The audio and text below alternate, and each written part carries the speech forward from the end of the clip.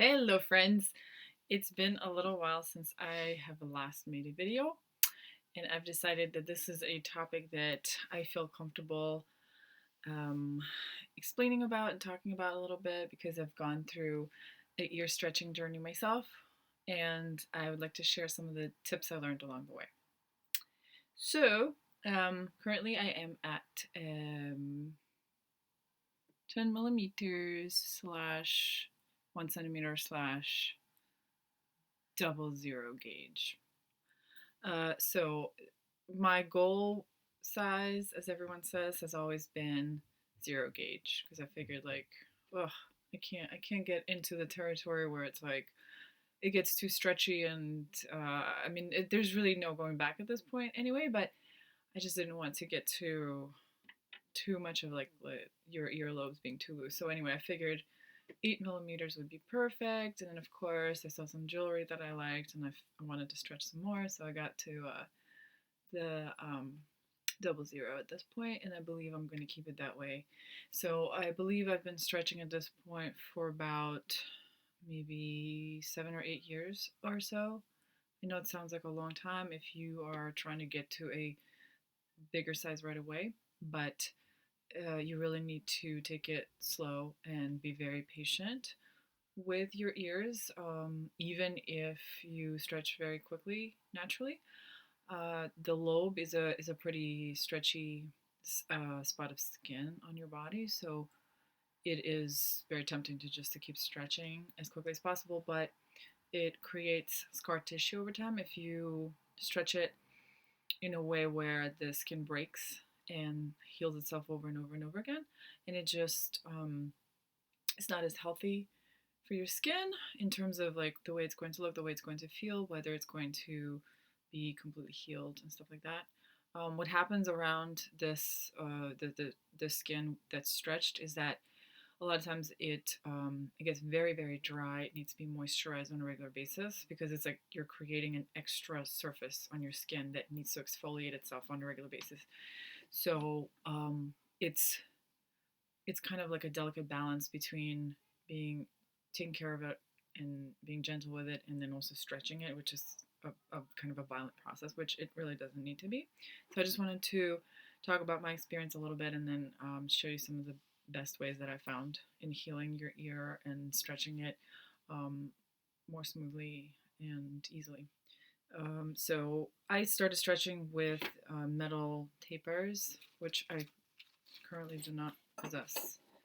But you've all seen them because they are the long piece of metal that starts out really, really thin and then gets to a width of your desired, technically the gauge that you're going for.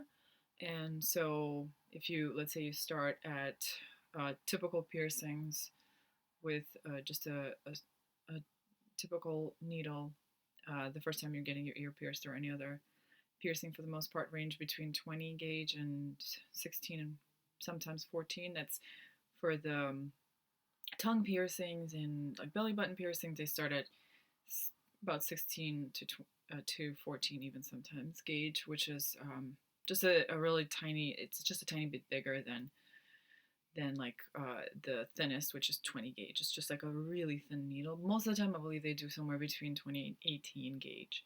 Okay, and so that you're starting with that if you have a typical piercing. And if you start with that, you want to move up to 16 gauge. Then after that, 14 gauge, then 12, 10, and so on. There's certain jewelry you may find that falls in between those gauge numbers. So instead of like jumping from 12 to 10, you might find some jewelry that is at 11 gauge, and that's a slower stretch, and that's just healthier for your ears. Usually I wouldn't stretch anything less than a month, but some people recommend going even as long as 3 to 4 to 5 months in between stretches once you get to the bigger stretch. But in the beginning, you can go at pretty much 1 month intervals. And so you would just insert the taper in and do it very, very slowly, and of course, lubricate your ear first. I use shea nut oil, not butter, because butter is too thick, But oil is perfect for moisturizing your skin as well as keeping it healthy and feeding it all the nutrients on the outside. So I use that, and then we just massage the earlobe, and then slowly get the taper in, very very slowly. Once you sort of leave it in there for a few minutes and feel comfortable with it, then you would insert the jewelry that you're actually going to keep in your ear. Don't wear tapers around because they're really not meant for to be worn as jewelry. Normally, you go from the taper to something like a curved barbell or like the snail, this type of shape. And of course, you start really really small. I haven't seen them at smaller than maybe like, well, actually, I guess you can just bend like any kind of coil, but really for stretching, I haven't seen them smaller than 16 gauge. I believe 16, maybe even like 14 or 12 is the smallest, especially in glass. They can be made of different materials. Some of the most popular ones are metal, like stainless steel or glass, and also bone and horn. Those are the natural materials. Wood. There's different types of wood. Uh, and then there's also sometimes they actually use acrylic, uh, like plastic. It's usually is pretty cheap. You can create a lot of different shapes and colors out of it, but it's not very healthy to wear in your on your body. Um, Typically, the healthiest materials to wear are most of the natural and organic ones, such as wood and bone and glass. And so the rest of the materials are a little bit questionable. I find that with stainless steel, my skin doesn't exfoliate as easily. So when I take it out, there's more of a smell. Like there's this the typical sort of like skin that, if you've ever had a cast on your arm, you take it off, it's like, oh, because the exfoliated skin just lies there and it's basically dead skin. So it's the same thing. You take it out, pretty cheesy.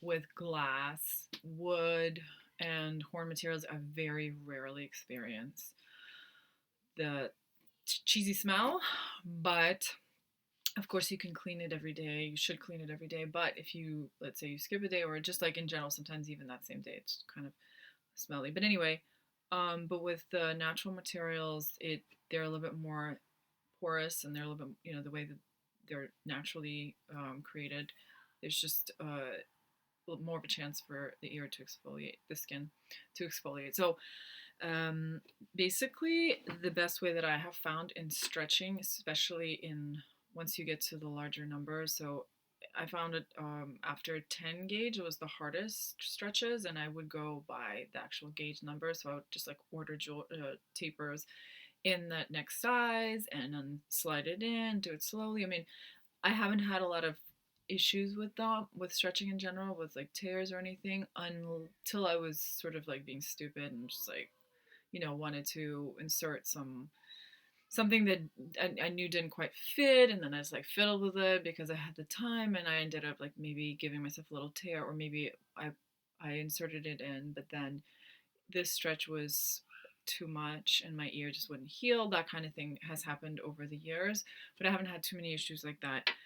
So I would just put in the taper, put in the jewelry, and then it would kind of feel a little sore, almost like like if you if you put two fingers in your mouth and you stretch it really wide for a little while and then you let go, it's sort of like that stretchy feeling because your skin is actually stretching. But aside from that, you shouldn't experience pain, or I mean, it really should only, if you do feel that, maybe like a couple of hours, no more than that.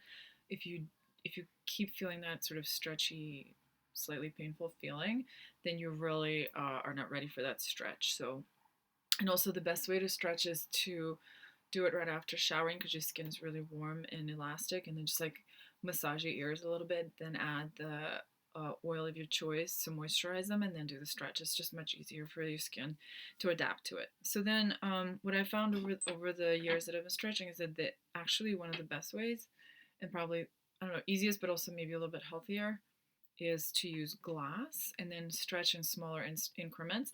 So what I've started doing is, either if I get one of these glass tapers, I would start like just really slowly, and then get to a point where you can no longer insert it without feeling pain, and leave it there for a while. But what's important is to add little O-rings to them, because so sometimes you get black ones, sometimes you have clear ones. I have some clear ones.